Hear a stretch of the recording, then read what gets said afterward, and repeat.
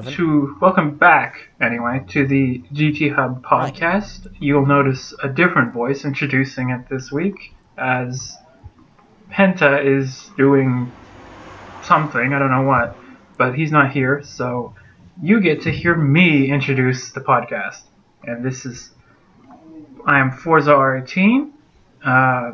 Also joining me this week is actually quite Joshua Jones Commentary and Roblo97. You're planning to TCR International. Okay. Haven't actually heard much about. Yeah, I feel that it would be improper if we didn't actually start with the biggest news of the weekend, or the week actually, I was going to say the Grand Prix, damn. No, obviously the WC changes with their super season announcements. Right. That does change, so go through that You haven't actually heard anything about it at all. Wow, you must be under a rock. Talking about? I'm joking. Your sarcasm knows no bounds, does it? I was joking. Well, the WC this year, facing the withdrawal of Porsche at the end of 2017, decided that maybe it might be a good idea to do something completely different. So they decided to get rid of half their schedule and move to the winter. And run Le Mans twice. And Spa twice. Oh, I go back to Sebring. It's, I think it fits the definition of drastic change.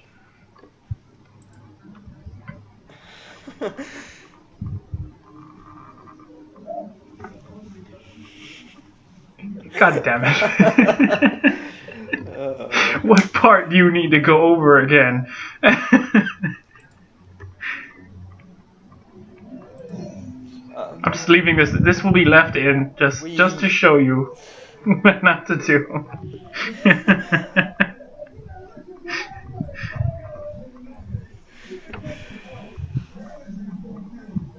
I lost my train of thought. I hate you. Yeah, you're filling Mikhail's role nicely. God help us all. Oh no, Silverstone! I was planning to go to that event next year.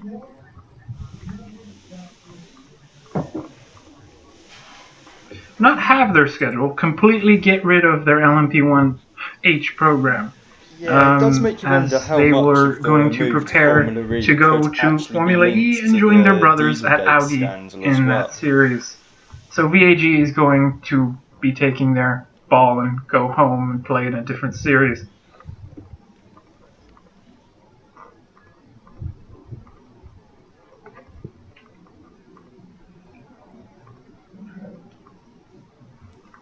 Well, I would argue it has entirely to do with the Dieselgate scandal, because I'm pretty sure had the whole thing not happened, Audi would have stayed in with its diesel program, probably for at least till the end of 2018. Well, that's interesting, because and then I'm having a look at prepared next year's confirmed calendar now, some sort of, I've noticed I don't know, hydrogen it isn't just next gasoline year. power They seem to be doing a very engine for 2020 with the new regs. Well, and Porsche would be there, because Audi would be there, and obviously Toyota's going to be there. It does tend to last so the length there of a probably racing wouldn't season. be as drastic And a this change, is to but actually take these will longer be than a full year. as well. I'm wondering what the thinking behind that is. There is more on Silverstone, though, because I did find some comments that from Monsieur Gerard Neveu, the WEC boss, that were quite interesting. He said, and I quote, "We never closed the door on Silverstone. In July, when we were at the Nürburgring, we had a calendar 100% ready for next year with Silverstone on board, probably in August. But the fact that Porsche left pushed us to immediately change to the so-called super season, and it was not possible to keep all the races because of the running costs."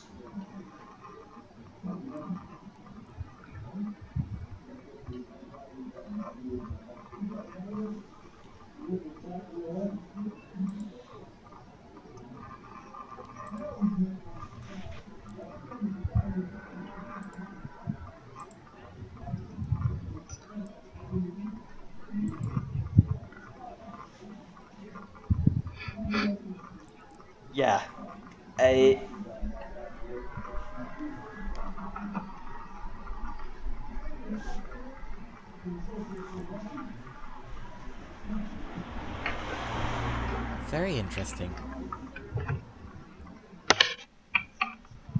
Well, this is where the Super Series thing that Gerard Nouveau and the ACO were floating with their schedule. It was the Super Series of 18 months that would have... Well, first of all, since you're going over the schedule, in April the prologue tests apparently are going to be a 36-hour long continuous test, at least from what the release had said. And unlike this year, which went to Monza, it goes back to Paul Ricard, and the first race would be May 4th and 5th for the 6 hours of Spa-Francorchamps. And then on the 16th and 17th of June is the 24 hours of Le Mans. So that would be the second round of the new winter calendar. Then there's a huge break between Le Mans and the next round, which is in Fuji for the 6 hours of Fuji. Yeah, I agree. In Japan for the 6 hours of Fuji. On the 13th and 14th of October. Then the next round is the 6 hours of Shanghai in China on the 3rd and 4th of November. Then that does it for 2018. 2019 starts in February with the to-be-announced date. But then the biggest news of their schedule is that on the 15th and 16th of March 2019, they find themselves back at Sebring with IMSA. And on the 3rd and 4th of May 2019, it's Spa again. And then the season ends with Le Mans. So you get two Le Mans 24 hours, a Sebring 12 hours, and 2 Spa 6-hour races. And 2 Asian 6-hour races.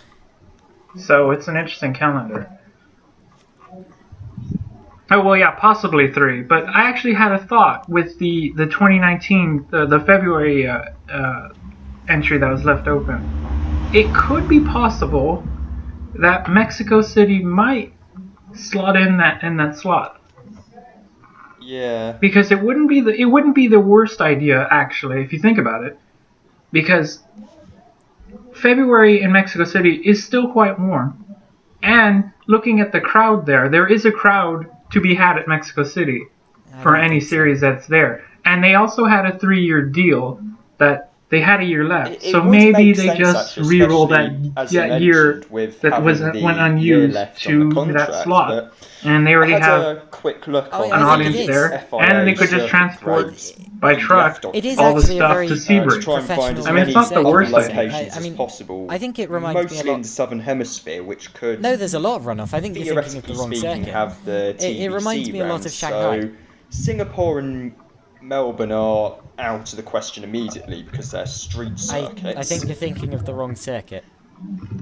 And I'm thinking of Changbury, but I'm not sure. It would, but the thing is, it might... There might not be a race in that slot at all. We've seen in the past that to be announced doesn't always mean to be announced. It often means there might be a race. Street circuit would be interesting for the WC, which I might get to in a sec, but the only track... And it's not possible, but it'd be really interesting if they just decided to go, well, grade 2 tracks, grade 1 tracks, man, who needs them? The race other than Mexico City are probably Sepang, Buriram, which is where TCR was at the weekend, and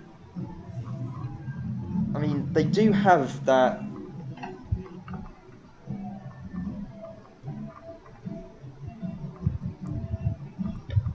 Well, it does sometimes work like that. What I'm wondering is what this means for the development of the cars. Because, of course, normally, over 2 years, the cars the tie round seems a bit... seasons to be considering that circuit doesn't actually...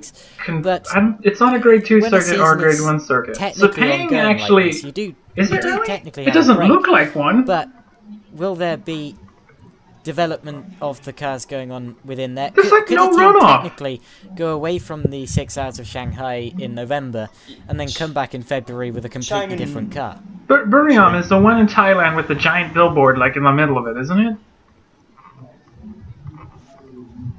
That's Chang, isn't it?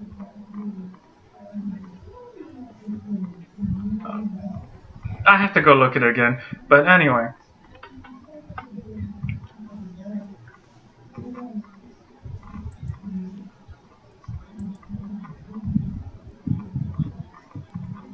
Well, that's true, but they said the first series, or Over the first 2 year, years. it would be 8 races. Sure. And they did Yeah, actually mention, Gerard Neville actually mentioned, they might possibly cut it to 7 I must or point 6, out, do need but, to be which would developed make quite no a lot, sense considering as we're seeing now. why would you cut the schedule down by that much if you're already releasing 8 races? Why didn't you just get rid of 2 initially instead of having more and then cutting back? It kind of just was a bit odd to me.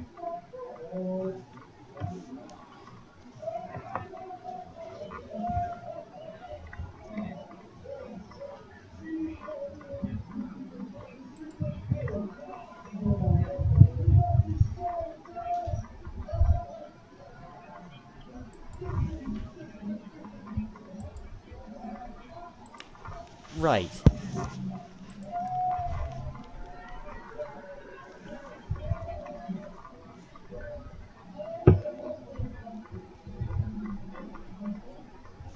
No, as far as I read, the regulation changes there and works for.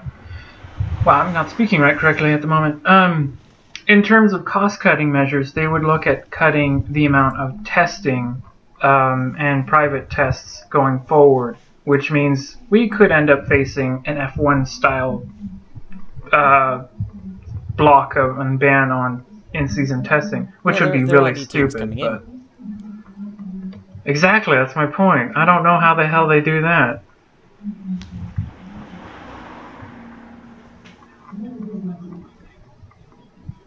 Yes, exactly, yeah. Speaking of car development, the 2018-19, since you brought that up, the 2018-19 regulations for LMP1 are a bit interesting to read through, as they announced that there will only be one category, obviously, because there's no more hybrids. For a team like that, I think that's doable. Well, Toyota's there, but more on that in a minute. LMP1 for the 2018-2019 seasons onward will cap the performance of, will lash together hybrids and non-hybrid LMP1 cars, and will be managed via equivalence of technologies. Yes. And each LMP1 will have the same potential performance independent of the type of engine power used. And there will very clearly always be a slight advantage of hybrid cars in terms of efficiency, as they will be able to undertake longer stints on the same level of fuel. That means the regulations will support very similar lap times for hybrid, non-hybrid privateer, and non-hybrid factory entries. I haven't heard in a so while. That leaves the door open for non-hybrid factory cars from someone, which is a bit interesting, because I don't see anyone trying to clamber into LMP1. Yes. Well, that's true. There's also a bit in here that I'm looking at the Daily Sports Car report that said that Ginetta and Dallara should be able to enter the LMP1 Manufacturers World Championship. Oh, come on. If they pay the fee, which is currently 360,000 euros, which I think is about $450,000. Talking of Fernando Alonso, though, there is actually US talks dollars? of him going to LMP1 next year. Oh, it's just a one-time fee, so yeah. And plus with the Ginettas, though, it's not one entry. Yeah.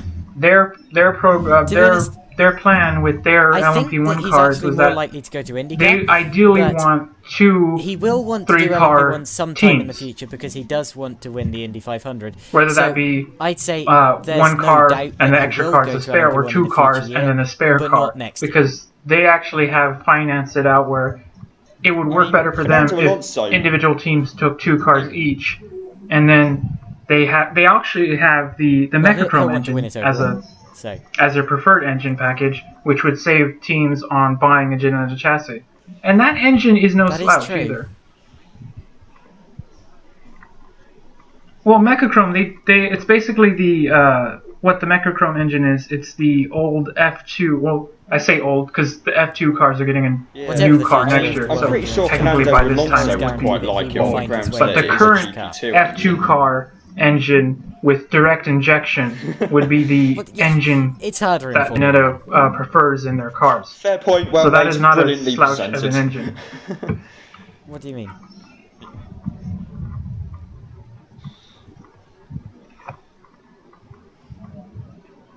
No, you're forgetting that's not a Honda, so it can't be a GP2 engine. Well, that is true. The thing with Alonso though is he doesn't need to actually do a full season because he can with hop what? into any Who's car gonna have immediately a chop their arm and leg off to fastest afford driver his out there. salary So and run it? he can He's wait not for the doing first part of the LMP1 season next and year. then come to, There's no and then factories. come to Le Mans in a car that's already proven itself to be the fastest.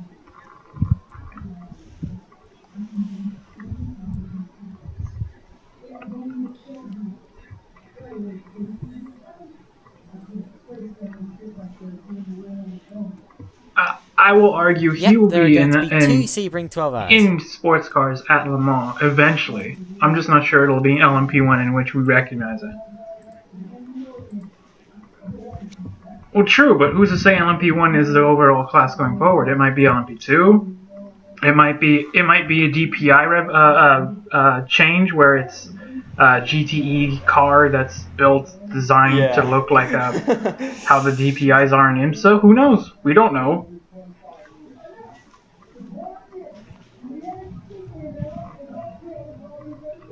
Well, one could hope. Well, you say that, but he's in a McLaren with a Honda engine. Still, your statement isn't very true, is it? I mean, on the whole, like, he has gone places where, on paper you go, yeah, it's a sensible choice. But then, in reality you go, oh my god, that was an awful choice. Why didn't you just stay where he was? Seeing as some this of the is an current awful IMSA car with an are awful also team. World Endurance Championship drivers. So some of those drivers might end up doing two races. Two 12-hour races. Yeah. And yeah. There was also another thing I found quite interesting in that press release regarding Sebring, is that it's going to be split races. Oh, this is true.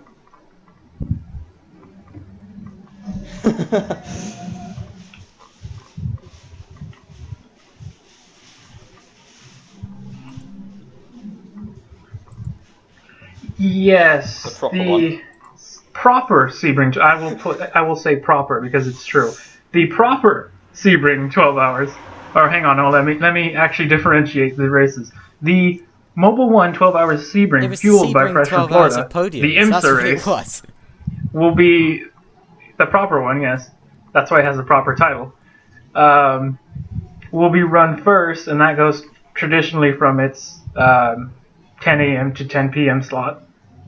And then there will be a 2-hour break between the IMSA race and the WEC Sebring 12 hours will run from midnight on Sunday to noon Sunday. So that is an interesting time period to run a race, but I'm not sure that's a bad thing, really.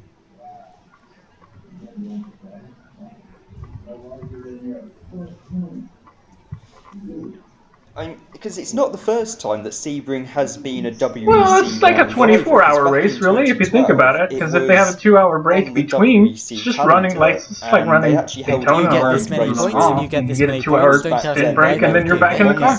I see no problem with it. Yep. 9 classes.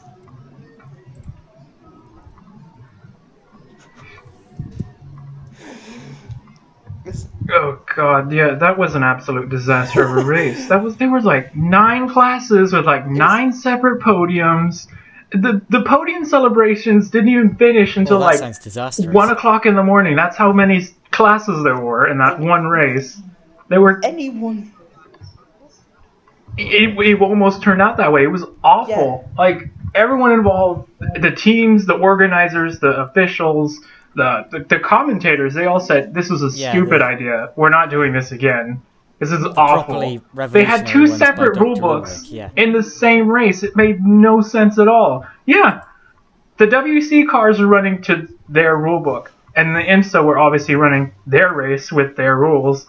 So the safety car procedures were IMSA procedures, but the WC had different pit rules, so they were doing things their way, and then the IMSA teams were doing things their way, and then they had the point scoring procedure, which was just the most tedious thing ever, where they were awarding points to WEC teams and IMSA teams separately. I know, because back then as well, you had the likes of Audi bringing their full-on R18. Yeah, it was a nightmare of a headache, so I'm glad that Sebring is back on the calendar, but as a separate race this time, because it will work massively better.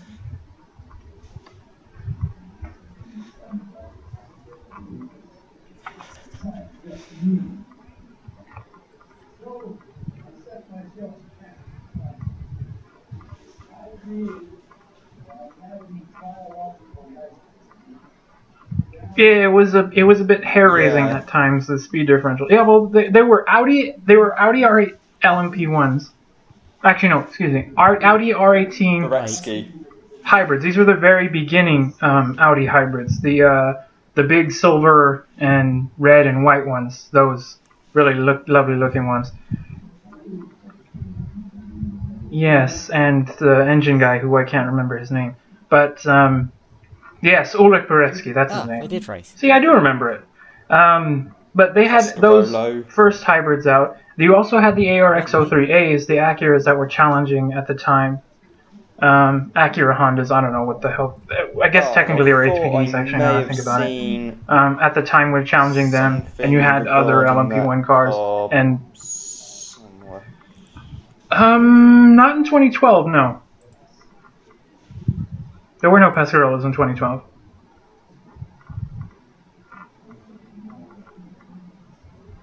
Oh, they pulled out. The actual were while testing. From off the top of my head, they were the Audis. Testing. There were the three Audis, obviously.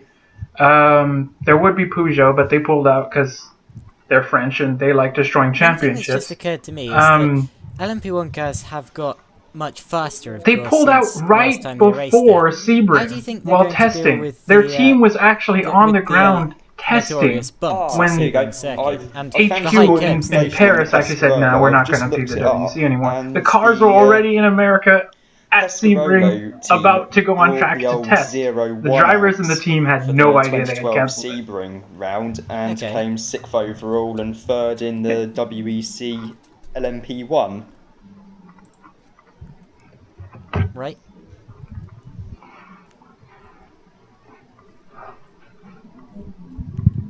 Oh yeah, of course. Yeah. But no. Those were not Pescarollos, though. Jacques Nicolet, among others. Well, not in the true sense of Pescarollos. They were Oak Pescarollo 01s. This is when Onroad bought them and was running the LMP1 cars. So these weren't like old Pescarollos. No. It is. It's yeah.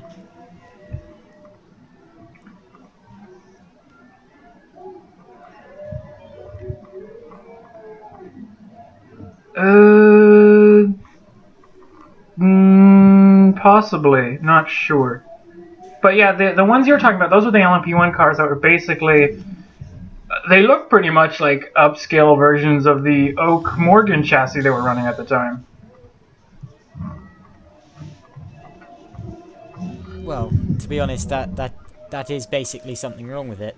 You have to remember that the LMP1 hybrids are getting to almost Formula 1 speed. There is only one slight question mark. Oh, they'll do fine. Sebring is a brilliant track to test anything. I think they'll do fine. Particularly since Porsche still tested there. LMP1 and still tests there with their cars. LMP1 you have to run on a Grade 1 circuit, which basically means has to be for Formula 1 standards. Now, Le Mans obviously is an exception because there's a 7-kilometre limit and Le Mans I think is the best part of 13 kilometres. But Sebring is like Le Mans in that it is actually a Grade 2 circuit, not a Grade 1. So it kind of seems to me like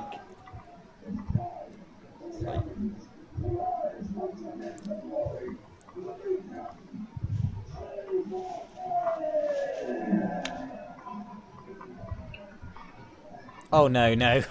Well, I see the point there, but I actually don't think that they need the rule where the WC would only go to Grade 1 circuits, unless it's Le Mans, of course. They still race GT cars, now they seem to be doing Grade 1 and Grade 2 tracks, which allows Sebring in, which is really how it should have been from the beginning, because there's nothing wrong with a Grade 2 track. It just doesn't have as much runoff as a Grade 1 track. That's literally the difference. Yeah.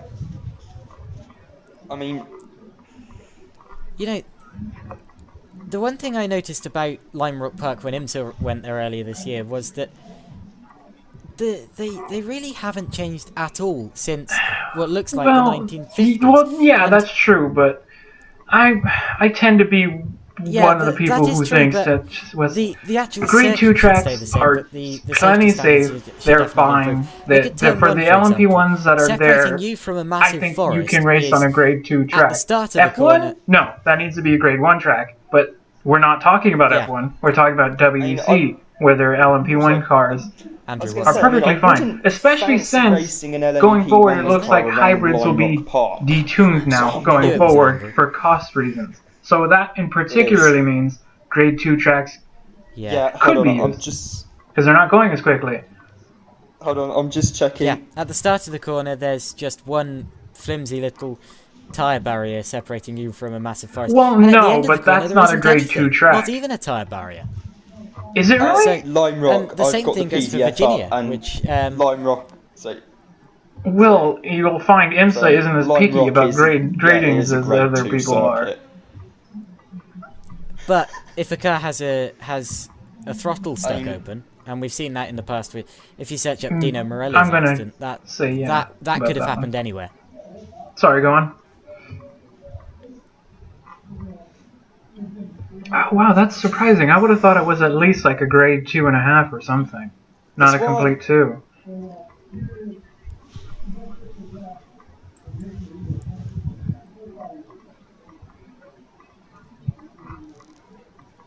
Yeah, I don't think... No, that's what's brilliant about it. I love Lime Rock. Yeah, Thruxton is about an hour from my house, actually, so it's here in England. Andrew Palmer, I think, was it? Yeah, that's the part that I didn't understand why they still haven't fixed, especially after the Pirelli World Challenge accident that no tyre barrier at all. Sadly, not Andrew Watson. On the inside, technically, yes, there is miles. Andrew Palmer, yeah, in the Bentley. Sadly, who's in a coma still because of that accident. But that's the one thing about Lime Rock. I've never seen still it don't happen, understand why they haven't fixed. It's always fixed. the first time. Oh, that happened. Yes.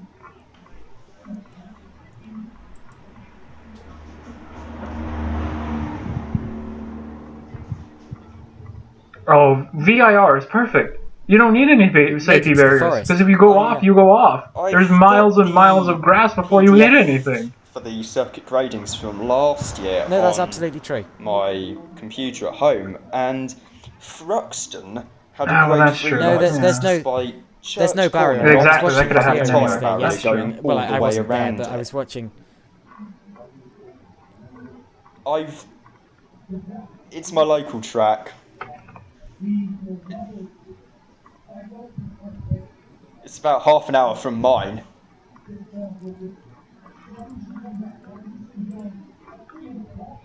Enormous accident.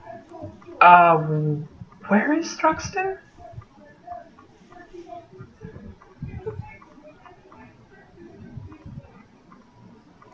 I get UK tracks confused in my mind, so I have to go but anyway, look up Thruxton. Back to the World Endurance Championship. How did the actual race go? So you've talked about the new surrounding the BCCC in 2014. How was the race itself? In the There's no final fence or race, anything? Simon Belcher barrel rolling, So almost trying you to make roll a bid off to the get bank onto the if you go off the outside A303 of a northbound corner. towards Basingstoke and London. Yep. Oh, well, there you go, yeah. I forget. They have... There was, I think they've put a barrier there now. Just a solid Armco barrier. Sounds reasonable. There is a force on the outside of that track with a bank and no barrier in front of it. You're kidding me, right? It's my local track, and it's the kind of place that where is absolutely there is no insane. such thing as a small accident, because the average speed is so high. I mean, you either have a big accident, or you have... There's no barrier whatsoever. Oh my god, this is going to be absolutely enormous, yeah. I mean, I think the only reason good thing safety-wise that's is how you've got that to do it, really. it's I'm not actually at all where surprised to the hear that. county's air ambulance is based.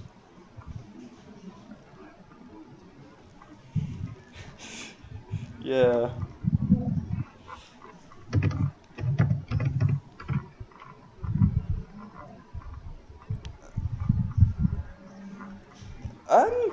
The news surrounding the race, actually, I think there was one more key point which I found interesting and slightly, yeah. Because basically, Gerard Nouveau was chatting to a journalist, and he told the journalist in question that Toyota wouldn't be allowed to enter Le Mans in LMP1 unless they commit to the full season in 2018/19 and beyond.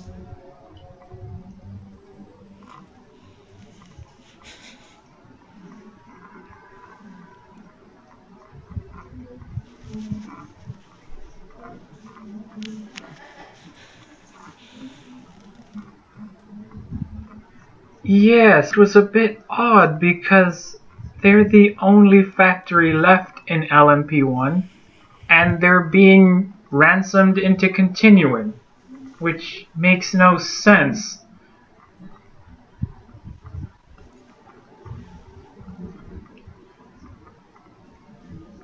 Yeah, but ransoming them to staying in is a... Did you say that the hybrids were going to be completely removed next year? I'm shocked that that's the case, because Toyota aren't Porsche or Audi, who went up and left after ended their programs early. Toyota have literally been the ones that have saved the championship when they stepped in early with their LMP1 program, because that would be completely... because they needed someone to step in when Peugeot left. So they stepped up early with their program. They should be rewarded a bit of loyalty and allowed to, at least in this cycle, be allowed to run the 3 races that they wanted to run, which seemed like Spa, Le Mans, and Fuji.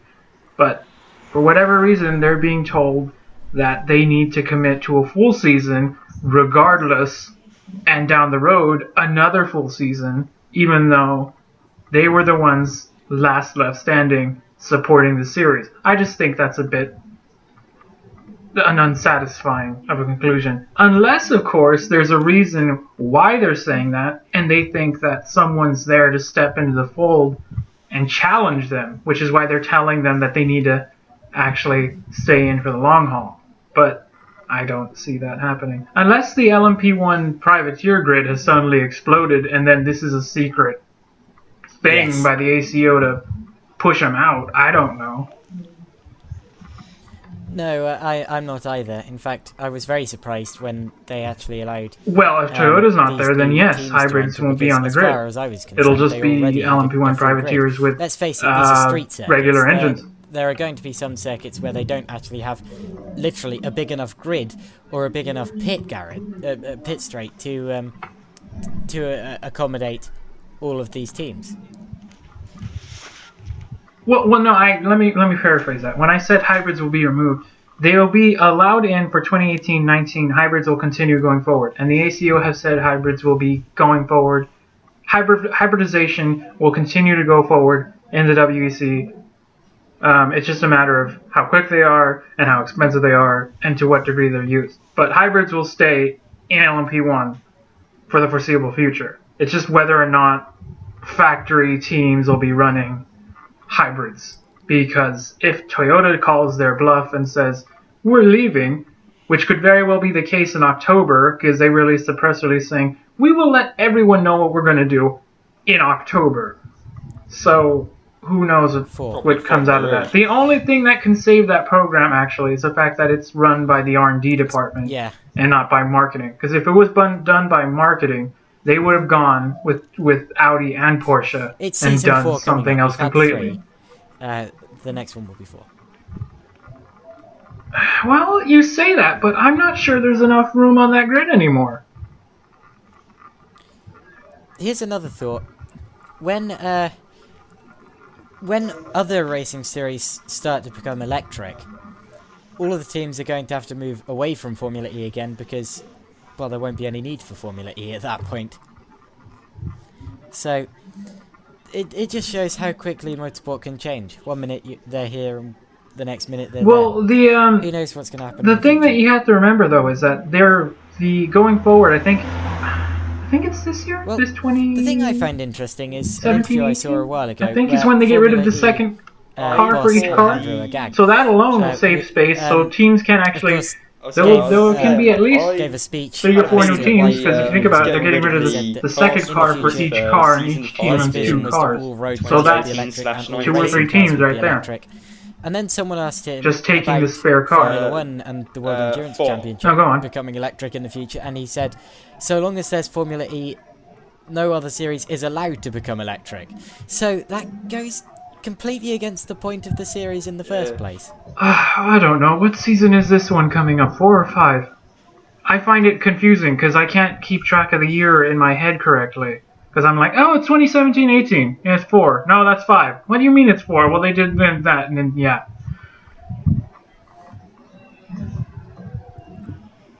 Thank you. See, I for whatever reason thought we already were on season 4, and I was like, no, we're not on season 4 yet, are we?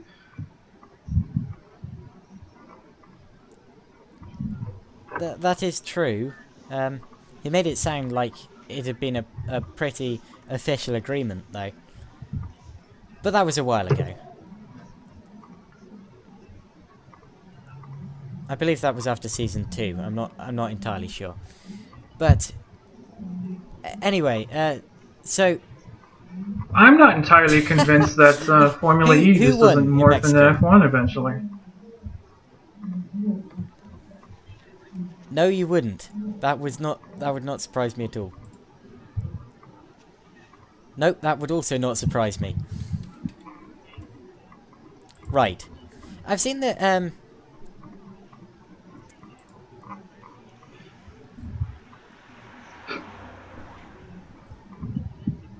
are they all Oricas now?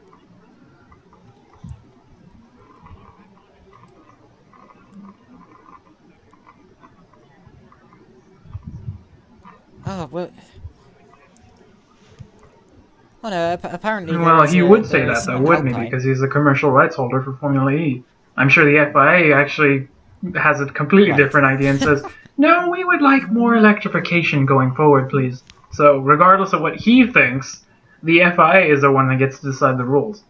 Of course, he would have the opinion that he's only allowed to do electric because he did it first. Look, it is an open class. There's not the case, because he's only the commercial rights holder, not the FIA. Oh, no. I'm going to stop that right there. It's fine. In the GT and Cup, I see that a different team Jean has gone Tot again, seems making weird, it a different team possibly. every single time. That's all possible. That's interesting.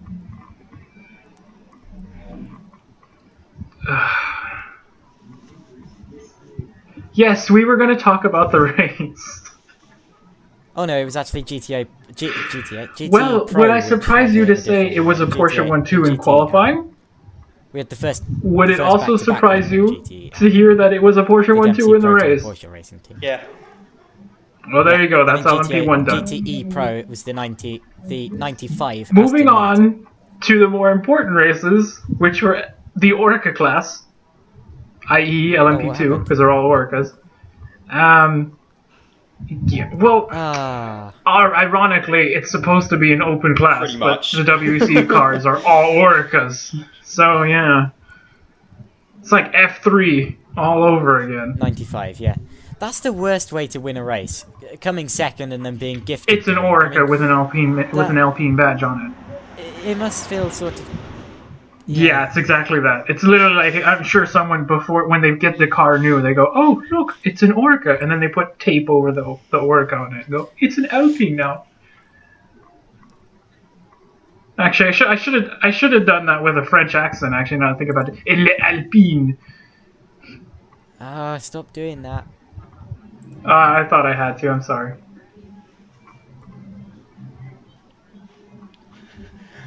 I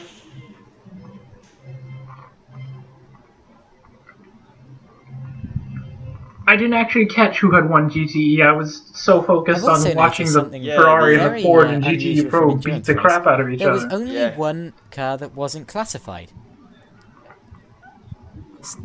which was the 97. Oh, okay. I thought you said AM. So I take it that it was a very, very clean race. Oh, they won again. Okay, I didn't know that.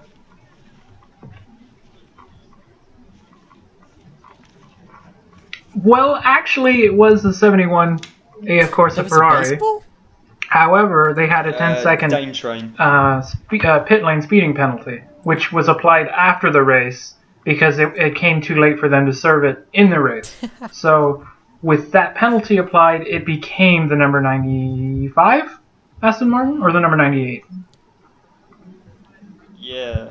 I think the 66 Ford also got a 10-second Well, the Ferrari team team knew it was coming, so you could tell when the checkered flag had fell that they were not happy about it, but they were the ones who did the mistakes, so... Yes.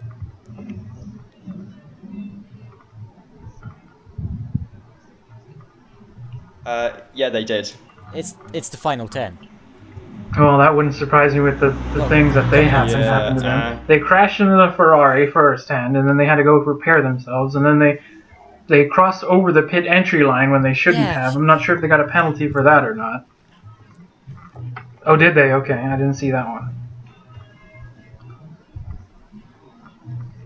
There was a baseball on the track. You'd think that they'd stop them from playing baseball while a race is going on, just in case that happened. Which was? If that had come through the windscreen of one of the cars, that could have been quite dangerous. Yes, well... Oh yeah, that random part of the race, that's, I'm still scratching my head over, actually. I don't know where the baseball came from. I'm just going to get the circuit up on Google Maps, because I think... Well, I assume it had to have come from the baseball stadium, but that was, like, on the other side of the track, so that guy had a really good arm. However, it ended up on the track. Oh, dear.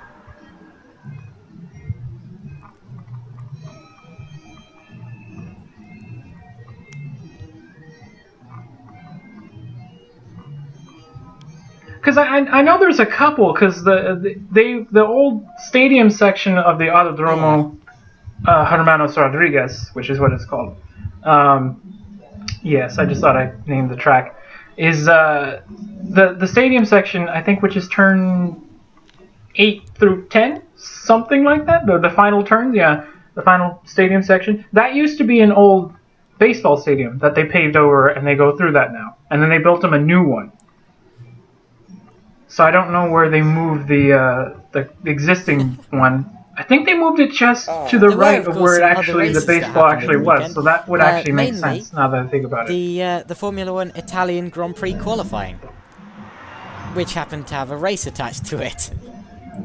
But the qualifying was the exciting part. So, my goodness, it was mad. Did you know? Well, it wasn't it had flown on track, like it was hit. Like it literally was like the laziest, strangest thing. It was like a lazy, slow, just roll onto the track. It was longer than the Grand Prix from a corner worker's post. It was really strange. And you looked at it on the TV on the pictures, and you were just going, at 4 and 5. I think that's a baseball. There are a couple of small baseball I'm not sure. pitches in between the circuit like that kind of thing.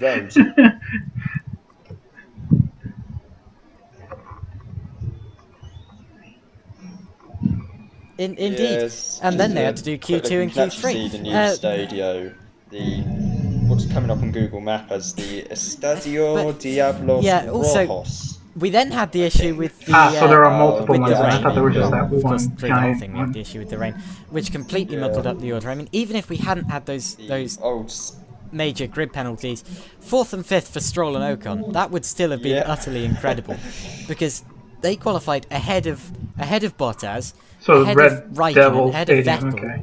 My goodness, it was completely bananas.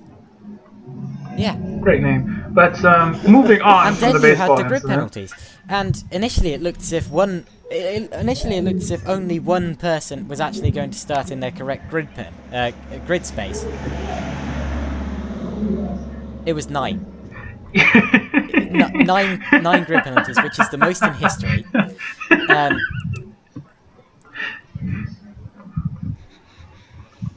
It's all... pretty much. It took them 2.5 hours to do qualifying.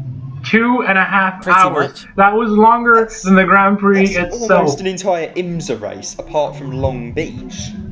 Yeah. I know. Yes, that's ridiculous. Might as well have stayed at the last race. That's true. I forgot about that. Q1 took 2.5 hours to do. Yes, it probably was. But of course, it looked initially as if only one person, Lewis Hamilton, but it's literally an IMSA race minus 10 minutes. Grid slot, and I must say his grid slot was actually quite impressive. Quite impressive. Which would only took them 30 minutes total, putting him equal to the great Michael Schumacher. Oh no, he's ahead of the great Michael Schumacher now. Yeah.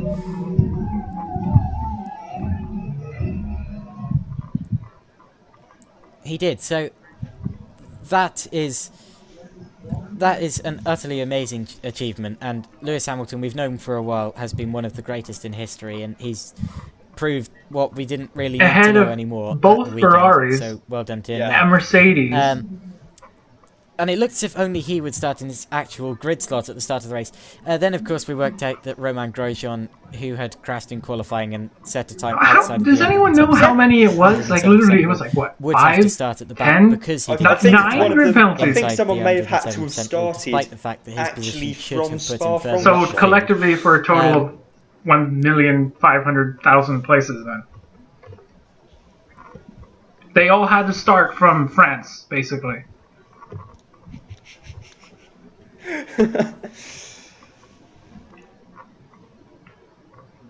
Oh, that would be a great drive, actually. Well, because they... Are you sure that it wasn't the Honda then? I mean, to do a race, you have to qualify for it. That's why it's called qualifying.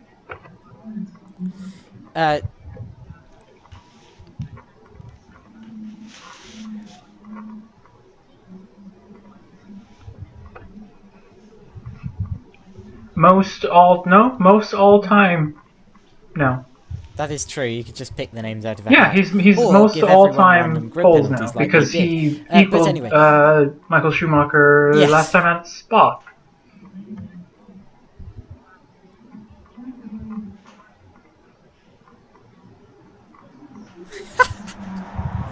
Yes, but anyway, and then of course Carlos Sainz Jr. Had qualified 15th, got a 10 place grid penalty, which meant that he started 15th, and therefore, yes. So then of course, we had 3 people starting from their original. I just don't even. I don't even know why they waited 2 hours to run qualifying. They should have just let the time stand. Unfortunately, the people who had ran just be the ones who got up front, and then everyone else who didn't run. Well, he didn't get on track. He didn't run. I don't know why they just save everyone the trouble and just do it that way. They didn't want to run in qualifying. Mercedes weren't going to let Bottas challenge him. Yeah. Ferraris, the Ferraris weren't going to get close. Not really. The in second and third place were, of course, there are rule books for that sort of thing. If circumstances dictate that they can't run qualifying, then you either set race by points or by practice times, anything. You could literally set the grid from anything. battling with Massa and Perez towards the end of the race. You had the Red Bulls in the mix and Verstappen. Which is what they did anyway. You might as well have thrown like a dart at a thing and it went, oh, well, Alonso has pole. But, he can't have pole because he's got a 30,000 grid penalty. So he starts from Mars. Because, like, seriously. Of course, how much time did Alonso... Yeah, but let's talk about that incident, actually. So what happened was, Jolyon Palmer overtook Fernando Alonso by slightly cutting the second chicane. And of course, normally that means... Ironically, he started 15th. He starts 15th. How much time do you think he actually gained through that? Because he was going to get past Alonso anyway. Alonso was in a much inferior car and had a much inferior engine, which was obviously going to struggle on the long straights. Palmer would have got him back at the next corner. So, I think that Palmer lost...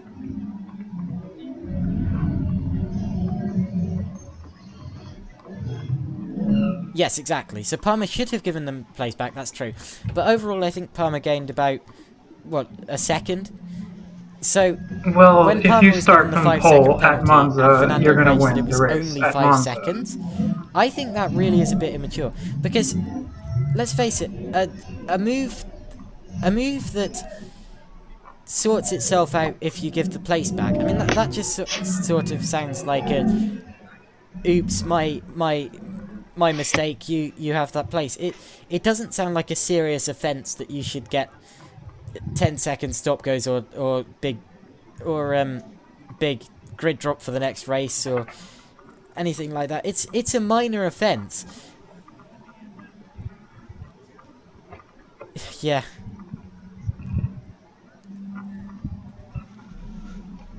Alonso in a radio outburst. What a shocker. Is what he actually said. Yeah, it was brilliant.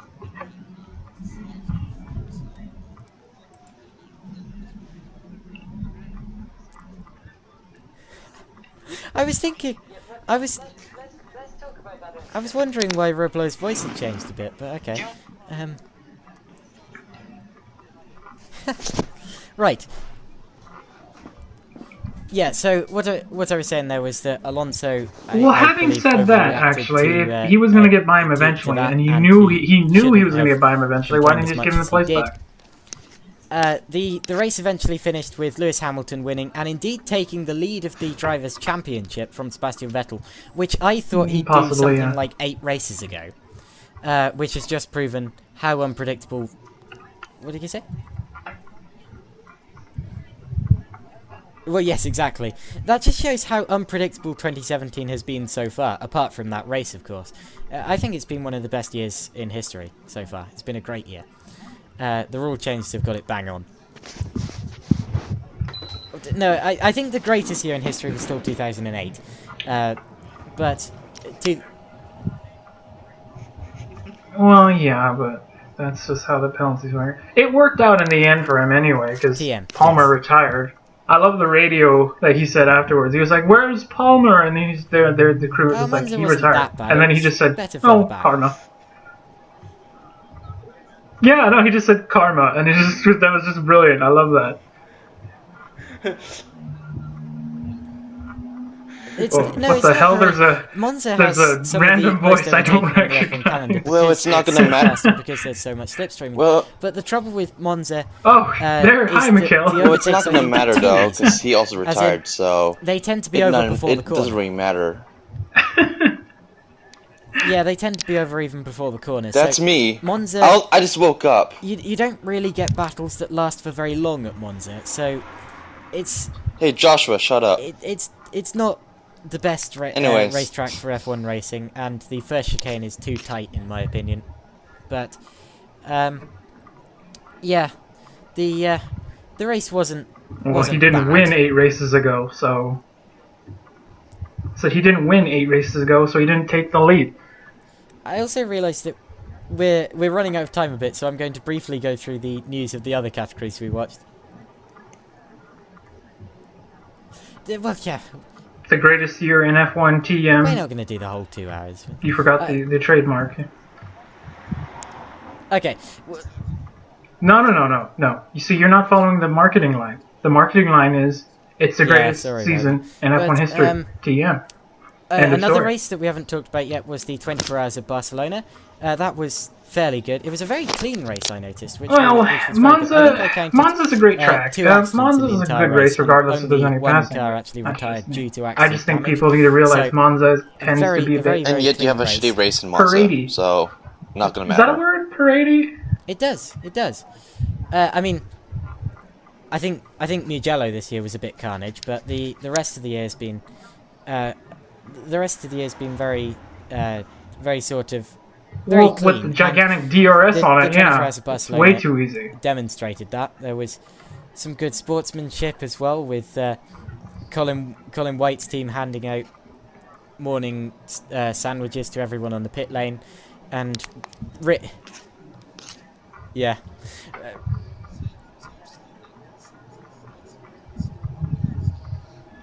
Indeed, it does.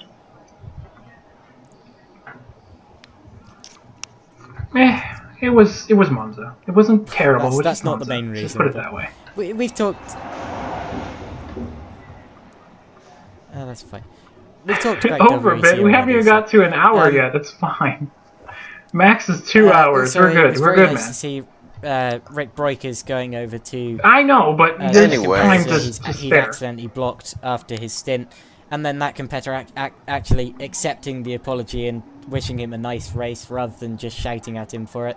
That was a very good part of the race. Yeah, you wouldn't get that in many other series. And besides, Josh, I should at least talk about it a little bit because I am late. So nice and friendly. Another talking point of that race was actually shockingly, the 24 hours series actually tend to be pretty clean for the most part. In qualifying, it went which is funny because they're all AMs. GT4 TCR, GT4 TCR, and that meant it was a properly unpredictable race from the start to the finish. The Ginetta, of course, obviously had the pace over the Seat of Team Blinkenmolen, but well, only just. And in fact, in Silverstone earlier this year, the TCR cars were obviously faster. But the BOP, I saw that. They got the BOP amazing. Exactly right on that weekend, and it was absolutely perfect. In qualifying, well, yes, it's more friendly.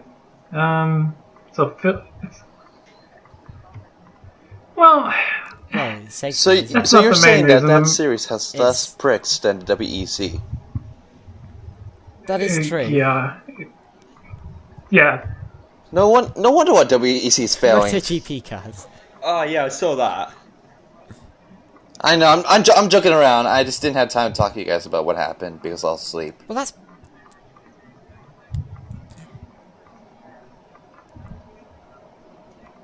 Oh, that's nice. I didn't see that part, actually. Well, it's part of the track now. That's just the layout that everyone uses. Yeah,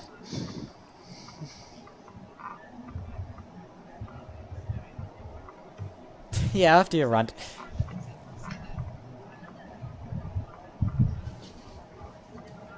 Yeah, we should do a podcast. We should do a podcast one day where we just rant about anything we want to in motorsport. Whatever.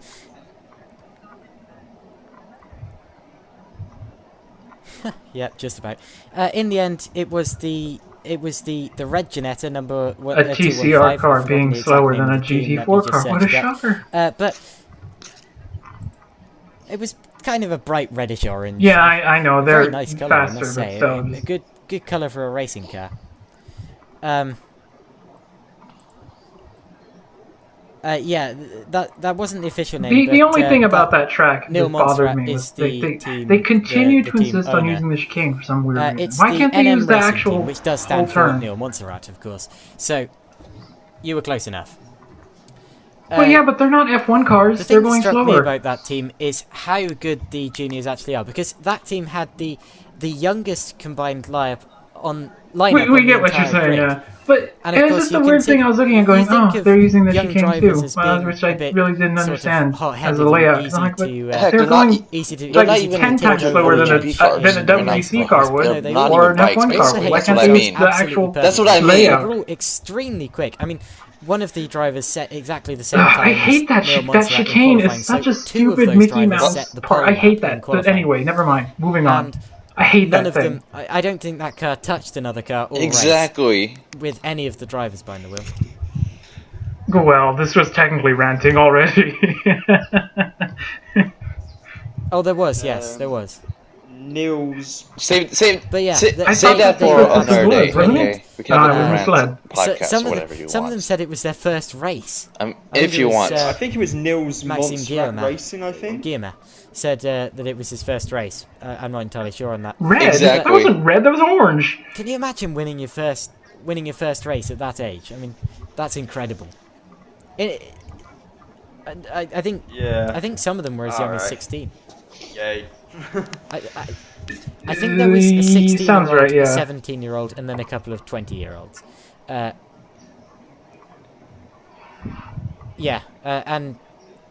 Breukers I think is 21. Neil Montserrat I think is 27. But yeah, it was just a very nice race to see the whole way through. Shame about the Stratton Motorsport Vantage though. That car had a lot of pace until it broke down.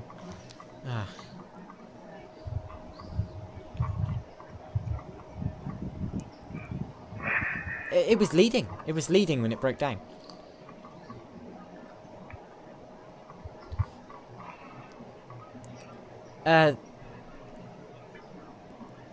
Well, it came into the pits.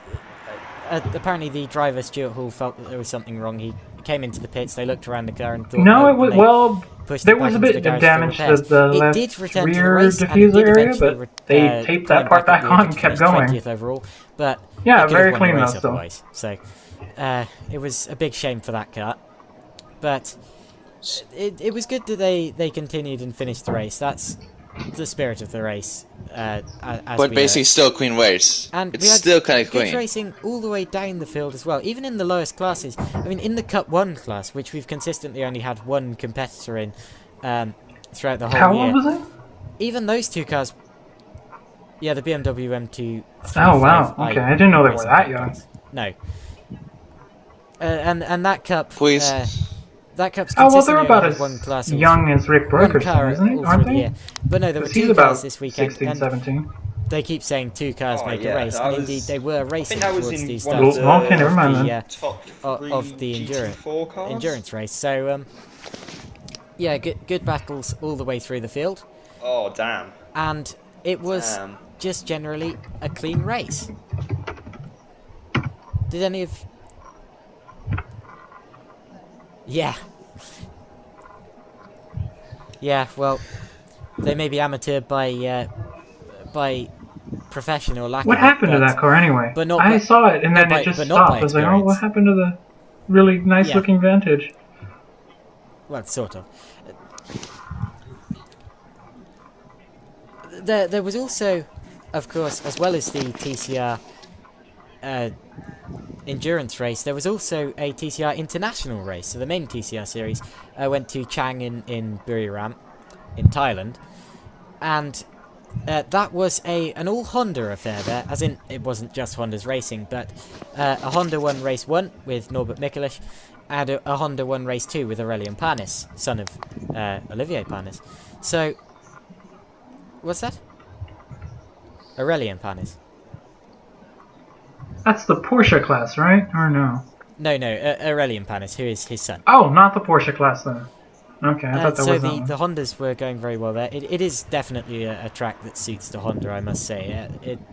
It's a very sort of fling it round sort of track, which we've seen the Hondas to be good at so far this year.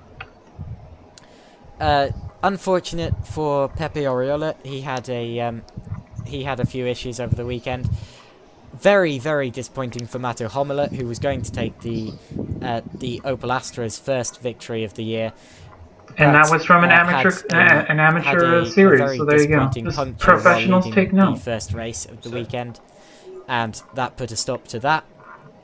But by experience, but they're not terrible drivers. Well, life a experience, very no. good weekend for the TCR International. We had battles all the way through the field, as we always do. Not to the extent of some of the races we've seen earlier in the year, but it was still a decent weekend. Then, of course...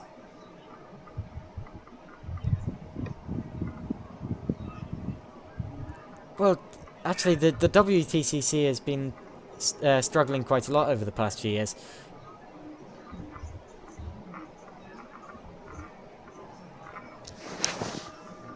What is his name? Oh yeah, everyone's his going name? to TCR now. I mean, TCR is the up-and-coming thing. I thought you said Olivier Commentators Panis. I keep was like, saying he's that. still racing? It is the new GT4, really. Oh, okay, yeah. All right. And it's front-wheel drive too, so you get a new taste with the car. If that's your... Yeah, well, if that's your speciality, like it is mine, I think I'm much quicker in a front-wheel drive car than a rear-wheel drive car. Well, I mean on a racing simulator, that is. Then, yeah, you're on. and then, of course, you're able to race with GT4 cars, as we saw at Barcelona, and be competitive in a front-wheel drive car. It is the up-and-coming thing.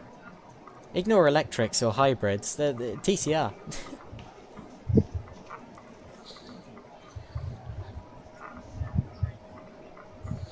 Yeah, that was a joke.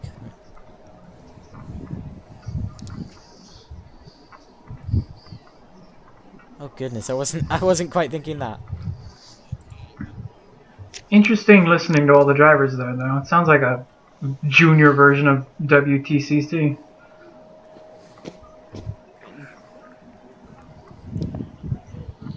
Well, I know, that's what I mean, though, because, like, you said Pepe Oriola and Norbert Niklish, those are names I recognize from World Touring Cars. I had no idea they had gone to TCR.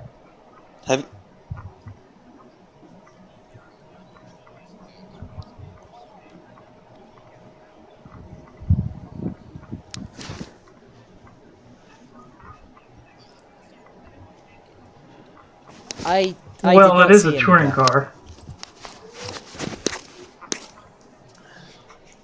Yeah, go for it. Most people would be. That's what they drive every day. Yeah.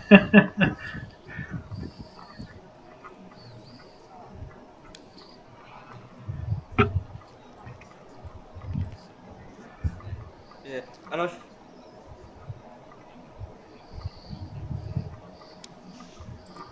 yeah. I'll race you 1v1. Yeah. Well, that's the future for Really? Gasoline-powered or petrol-powered engines, so yeah. Everything else will die. TCR will be the cockroach that survives the landscape.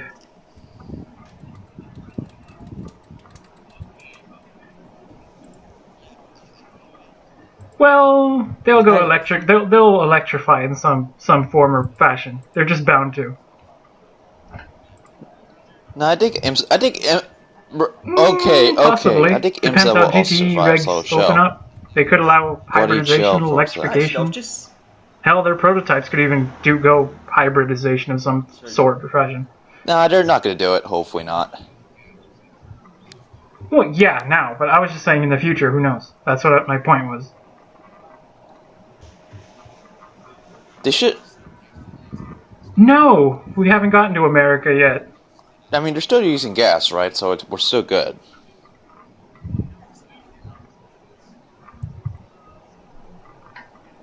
Have you guys talked about IndyCar yet? The entire circuit, yes. Oh, good. We could actually talk about that. Yay. So, I think we're at Watkins Glen, right? The GP circuit? Yes, the race control said, you will start on wets. And then the driver said, yeah, well, and we want to be on dry. Well, you're starting on wets, on a drying track. It's so at the end of the first lap, everyone came in and switched to dries. Pit and everything.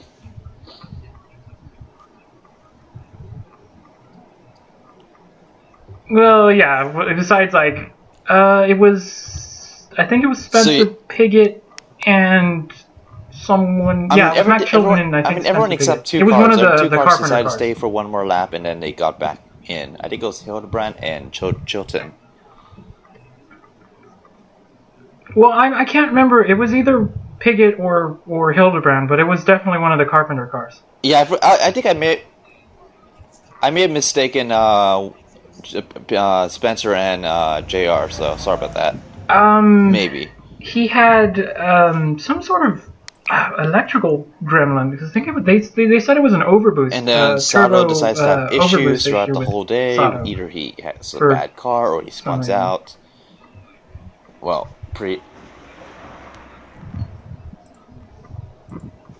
No, his car died once. That was a safety car, and then that brought out. And yeah, he's still racing. And still like having problems. I think he also spun out and also got stuck. We'll get to that later. Causing a lot of cautions.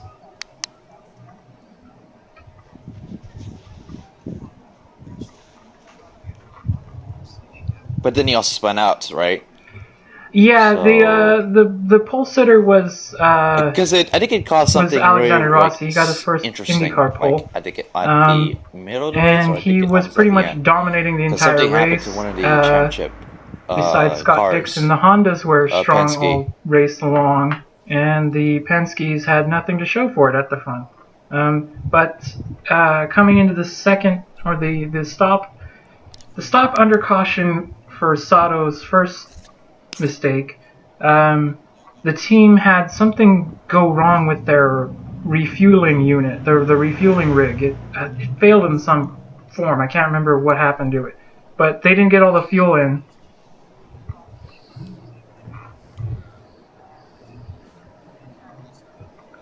It might have been the same problem, yeah. They just didn't get all the fuel into Rossi's car, so that put him back, and he had to come back under green. 2 laps before everyone else did. Like, when they have it at Indy conveniently, while he was coming back through the field, when they won, Takuma Sato spun coming out of the carousel.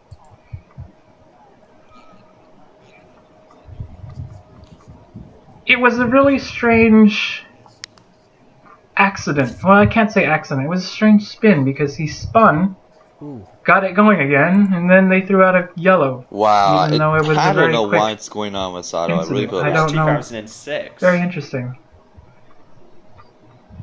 Conspiracy, yeah. Well, it's like how Marco Andretti got his first IndyCar win. All the way back at Sonoma in 2003, 4, something like that. Hashtag Andretti conspiracy. He crashed on the pit exit. Yeah, something like that. Oh, that must be so embarrassing. But anyway, yeah, it was a good race. It's a long time. Alexander Rossi. Maybe, I think so, well, but I think it's just a long time. It, but so. Yeah. Yes, that was weird. Did you say you forgot one thing. New Garden. I think what happens at New Garden after I think he got beamed by Willpower. Wow. Well, Canonic retired. I heard he got his first test Sebastian since Bourdais. Yeah, he had a broken wheel and his right rear suspension had just snapped in half, so he retired on the spot. New Garden. So New Garden not only did... No problem. Wait, really? Oh, I didn't...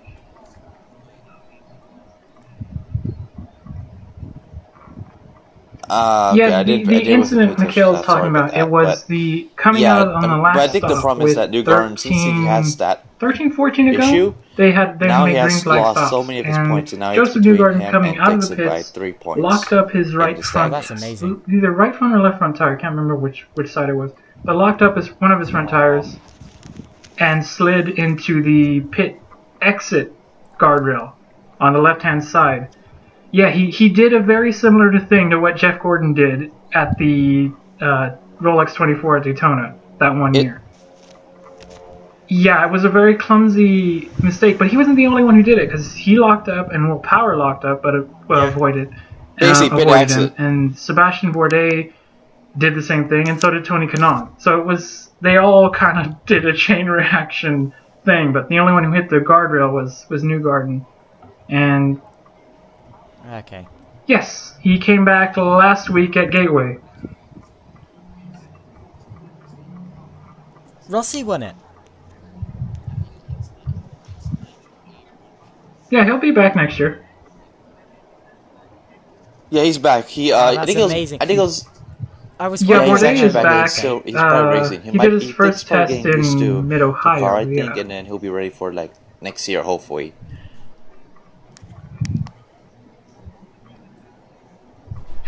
Well, the thing was they thought he would be back at Watkins Glen, but it's an early return basically. He's superhuman, and he healed in time to be at Gateway. But he didn't expect him to finish at Gateway and come back that came early. back this weekend there was a prediction at that he will be at Sonoma.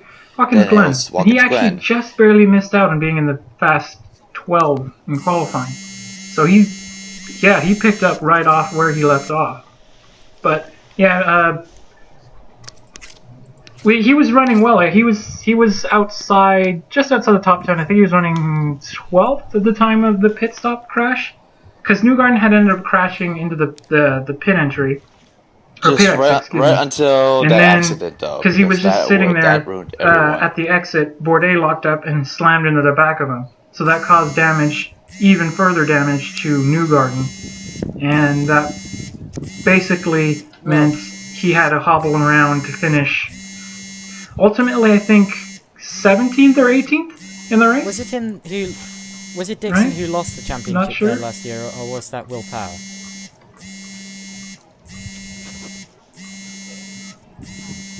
Yeah. Well, I mean, Simon Pagenaud won the championship last year, but guess who this won? This time he won. Alexander Rossi. He won now this time not in spectacular fashion because it's not anymore a one-man wonder. That was not the case. It was him battling with Scott Dixon for the win with like 4 laps to go. And if you can hold off Scott Dixon at Watkins Glen, you're doing something right.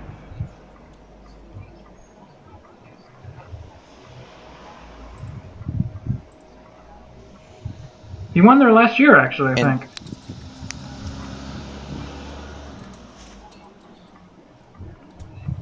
Because remember, Dixon has won 4 races at Watkins Glen. He's really good. Some people even joke about like I even look around on the Reddit for particularly likes Watkins Glen and he always called this race the Scott Dixon. He just likes fast-flowing circuits. They suit him whatever. Wonderfully. Because every time when they've gone to Watkins Glen, he wins his race. I can't remember if he's won there or not.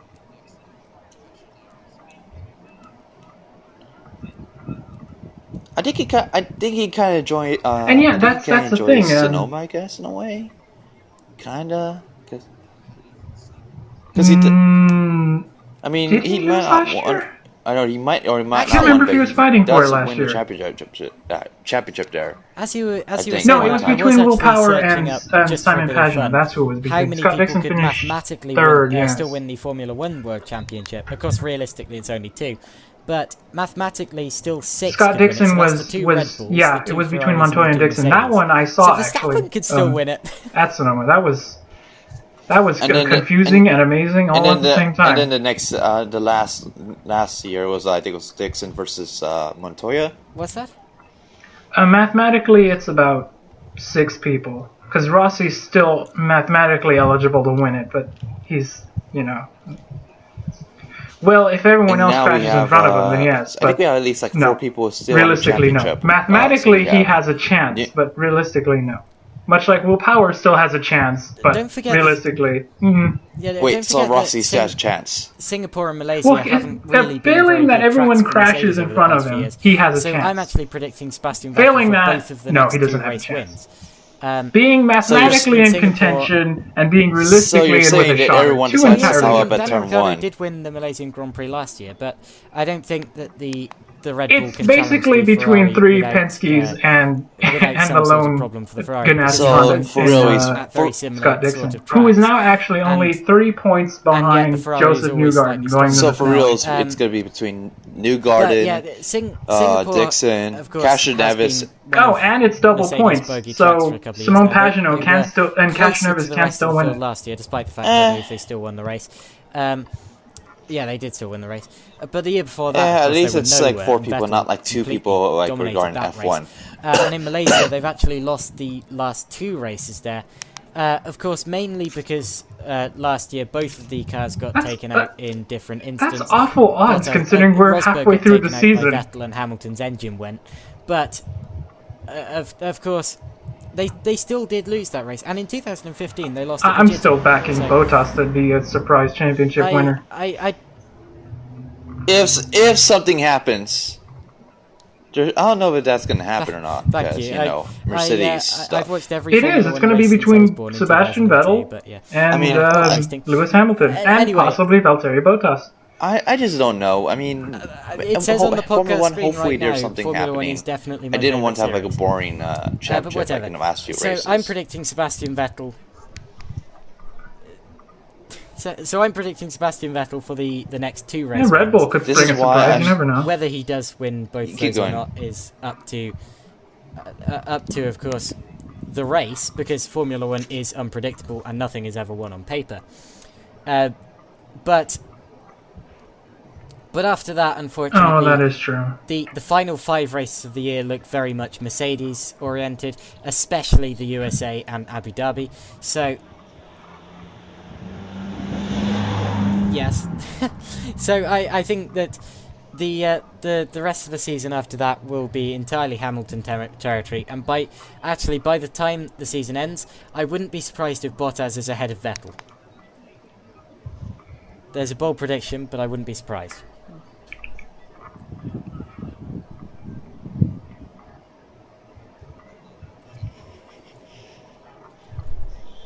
Yeah, please. Right, what other racing was there at the weekend? We had the fact that you know that off the top of your head, I applaud you, because I would not have known that otherwise. Oh yes, that's it.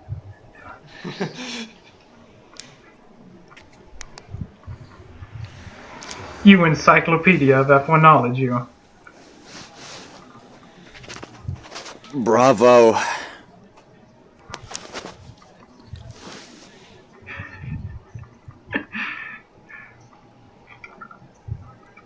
Right. Oh, if Castroneves could get another championship win, that would be an absolute I would not be fairy tale. surprised. Yeah. Unless you're a if Mercedes. if Castroneves could get a championship win, that would be an absolute fairy tale. Can you imagine? Wow, you're really projecting out there now, aren't you? Wow. Unless...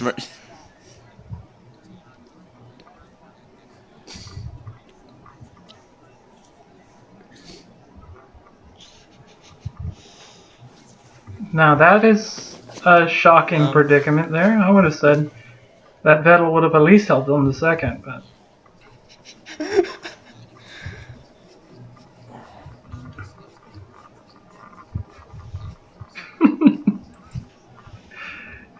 Oh, well, we were still talking about the IndyCar race, for somehow we ended up in F1 again. If that happens, I'm definitely going to pay you $10 if that happens.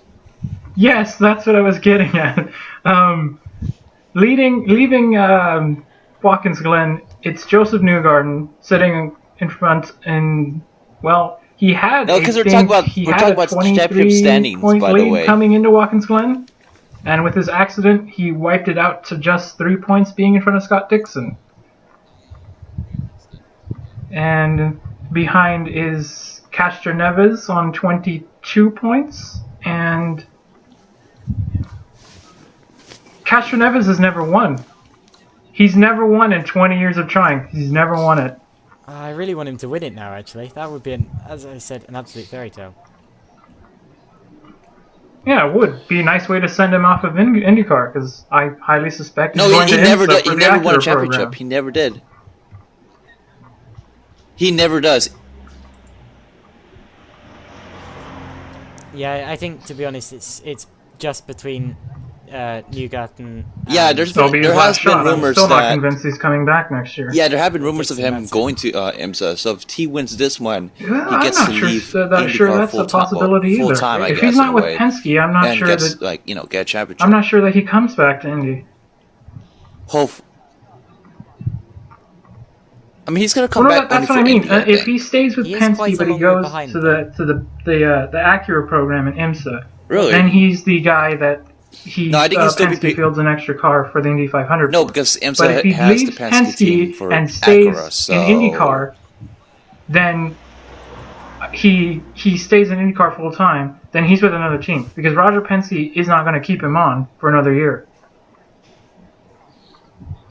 Because exactly. they want to cut down to 3 cars.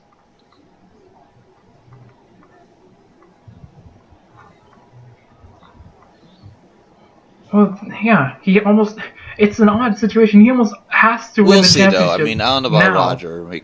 Regardless of the situation, because he's not going to get it another bite at the apple. You know, Elio really wants that fourth win. It would be an amazing story, actually, yeah. But I just kind of think that. I suppose I have to say Pagano then, don't I? Exactly. I'm joking. It's going to have to be either Dixon. Oh, did he? It's going to be Dixon then. Bagsy Dixon. I am predicting that either Dixon or Newgarden win, but for my heart, I think I will pick Passion. I would not count out Pagano. That's what I feel. At Sonoma in a Penske. No, because Simone Pagano has always been strong at Sonoma, and he's in a Penske, and Sonoma will tend to favor the Chevys with their downforce package. And he's not that far out. I wasn't saying, but what I was going to say is, I reckon Dixon for the IndyCar title at Sonoma because he's been in the position. That is true. In fact, Rob was saying something and then he got cut off. I don't know what he was saying. This is a new experience for Newgarden, so I reckon that experience from. We'll see, though. We'll see. Stand him in good You stead. ain't been all quiet. Yeah.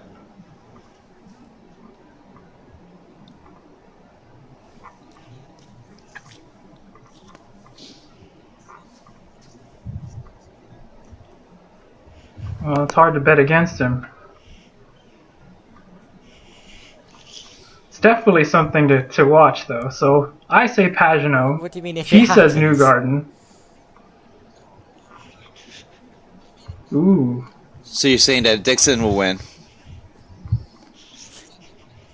Well, I said Pagano, so yeah.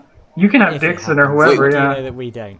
I just have a feeling that he's not going to take too kindly to what happened to him at Gateway. I just don't think he's going to lose defending his championship. Anyway, that way.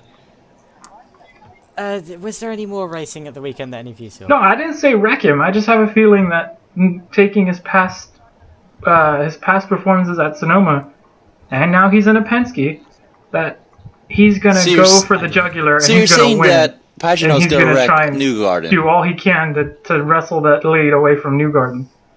I did, however. Well, I'm not saying they're going to crash, but it will definitely be interesting to see. Basically, the only one who is on solid footing, I would say, is Dixon, because he knows how to win championships. And I know that's going to end in tears. He's the closest to Newgarden. So basically, all he has to do is start and lead laps and take the, if not win, then at least just finish in the top 5, possibly. Because I'm pretty sure he would lock up all the bonus points. 2 weeks' time, September 17th. By the way, when is... what do you mean if when it happens? When is the race happening. against Sonoma? Oh, okay, yes. We'll look forward to talking about that one if that happens for sure. I mean, you sounded so matter-of-factly like you knew something exactly. What do you know that we don't know? No, that you knew something was happening. After, once it happens, once, I forgot to say words right. Because I just woke up like an hour ago, so give me time, alright? I think that covers it, actually, because you did IndyCar, we did WEC, we did... I just woke up, okay? I'm sorry.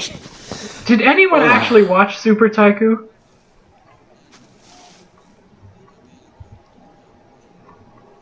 Everyone's just talking over each other now.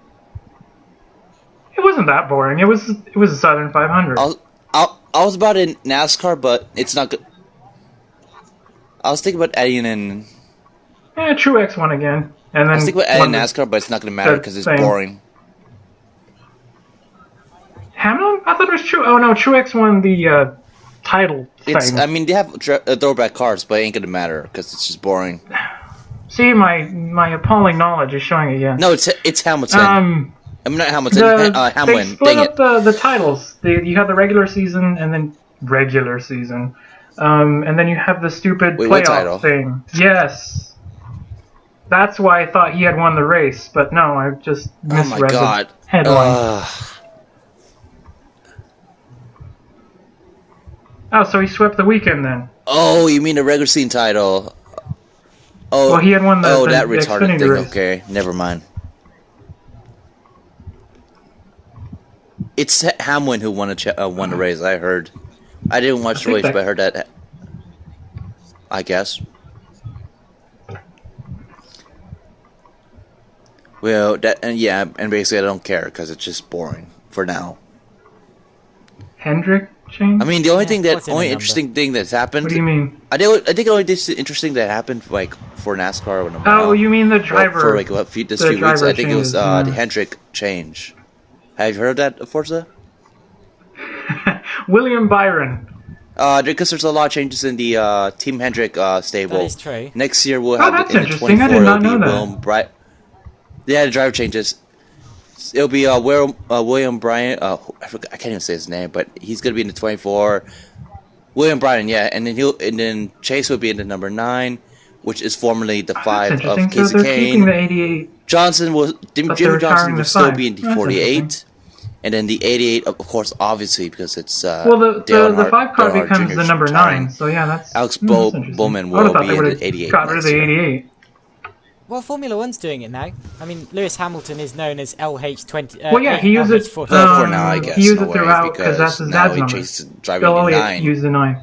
Yeah. So that's why he has a 9. But I just find it. I mean, remember he did use the number 9. He did use the number 9, which is Hendrick's number for Xfinity, years, and kept the 88. I would have thought they would have dropped the 88, gave that one the 5. Yes, and then exactly the 9 would just come in. It's interesting. Well, I know it's the same team, but I just meant like reshuffling numbers. I would have thought they would have got rid of the 88, and then the 5 would be the 9, and then the 5 would move to the British 88. I think they're going to be like the same crew. I think, but they're just going to have different numbers basically. To work out which car within a team is which, because I mean you do sit quite a long way from the cars, even at the closest points to the track. So a lot of the time it is quite difficult to pick out who's who. No, numbers are connected to drivers, which is basically what F1 was trying to do, or is trying to do now. That's the whole reason why they have that for example, because you got people who will be well known because of their number. Yeah, and I must say that Jeff Gordon with the 24. Even now, it's still difficult to work out who's who a lot of the time. But, Dale Earnhardt is a 3, Jimmy Johnson's a 48, Jeff Gordon's a 24. Heck, back then, in the 1970s, Richard Petty at the 43. People are connected to their numbers. Etc. Heck, even Dale Earnhardt got the number 3 for a long time. Well, that's what I was saying. A bit by the camera, it's no, Josh. That's what I was saying. That's why Formula One is doing that, because they're taking a page out of NASCAR's the car book. that really it's way more NASCAR than say Nico Hulkenberg's a 27 and Hamilton's a 44 and Vettel's a 5. Beautiful, I must say. They're trying to especially when it was an identity with that number. Okay. I mean, it just worked. Yeah, it just worked. Yeah, that's why the numbers have thankfully gotten bigger, because you're like, I have no idea what car is which. Absolutely, it does. That's why they even had to put the numbers like in some way, because I think that's what they were talking about one time. There. And I think one time, I think. Yeah, like you can't tell by the helmet unless you are that smart. I think the Haas's new livery sort of makes it look triangular. That's why the FIA mandated that the numbers have to actually be legible, and that they put the driver name on the fin.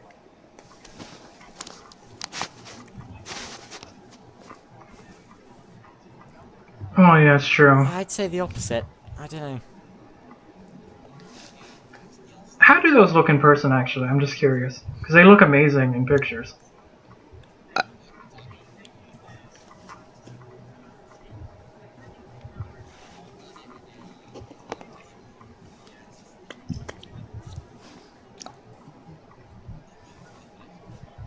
Oh, really? Okay, that's interesting.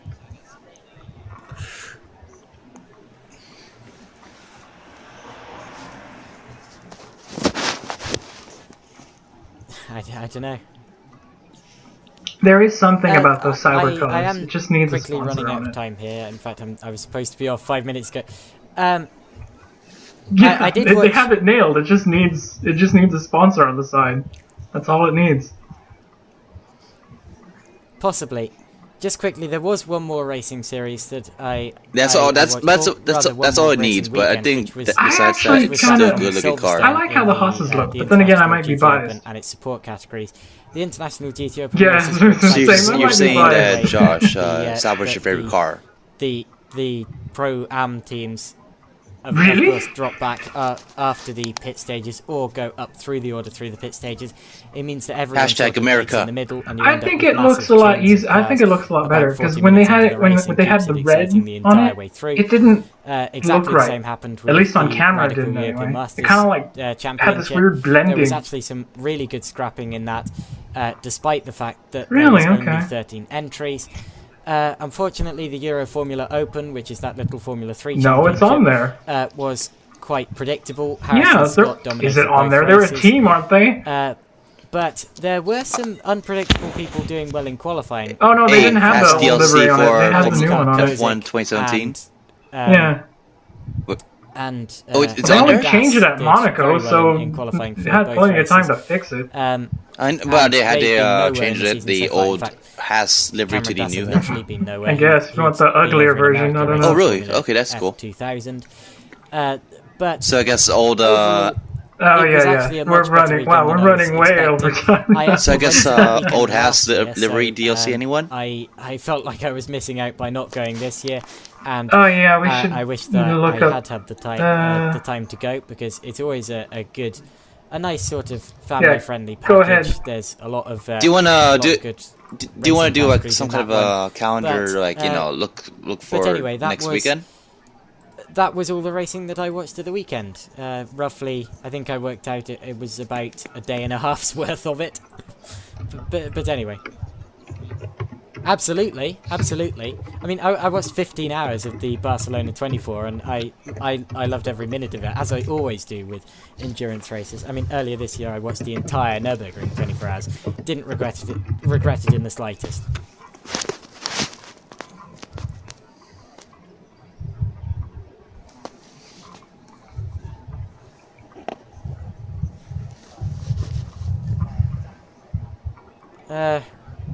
Ronnie will have one, won't he?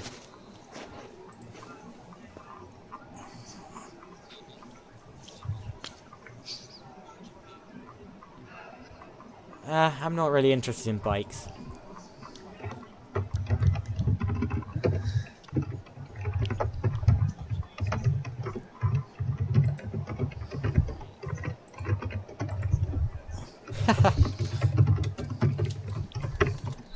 Mazzano, there you go.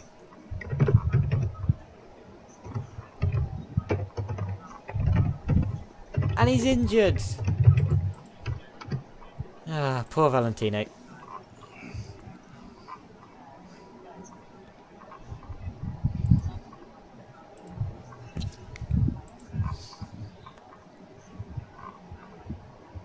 Well, yes.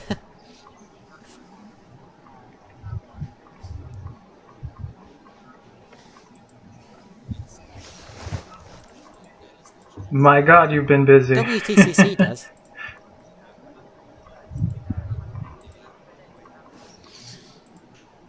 That is true. Track days do. I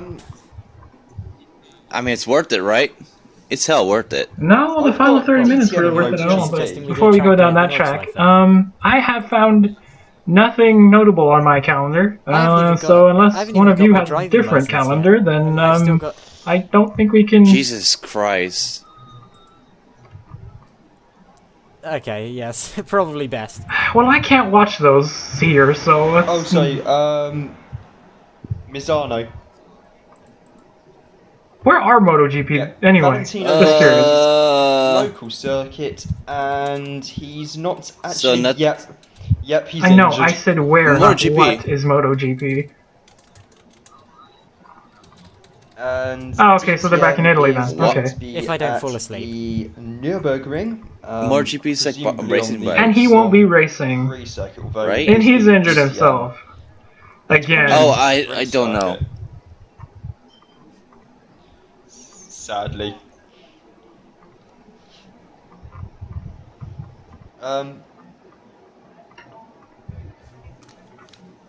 Well, obviously it's on the Grand Prix circuit. Nobody runs the Nordschleife anymore, besides VLN. Safety reasons. Well, yeah, but they're on the N24 bill. That's sad. That is hashtag sad. Wait, they do? No time to be sidetracked. Apart from NASCAR and no, hey, no, I'm gonna wrap it up have for our you. cars and then just do that. Start rambling on about whatever. Yes. So basically, nothing notable is running this weekend. Sorry. From what Rob has just told me.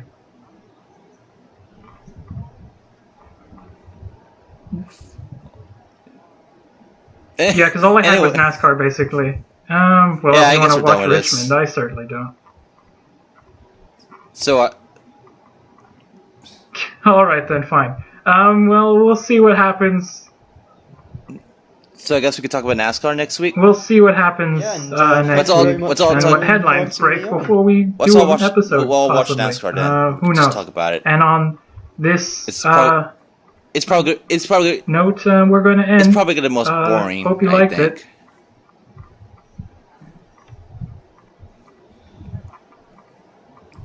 Oh, it's my pleasure. For sure.